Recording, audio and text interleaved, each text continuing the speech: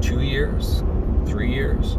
Are you still in that situation? Are you still experiencing it? And how that actually shakes out for you.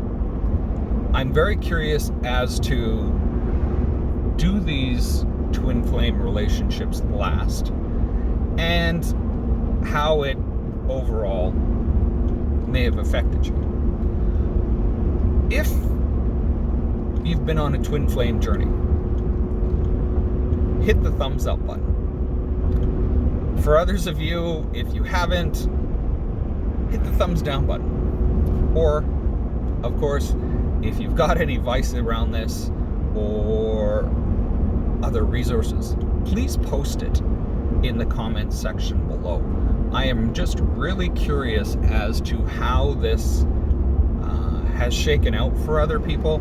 I'm very curious as to how it's affected your life overall, and whether you were able to stay on that twin flame journey, or did it actually sort of burn itself out. Thanks for being here.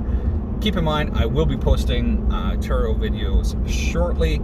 I'm just trying to get to my next destination so that I can do that.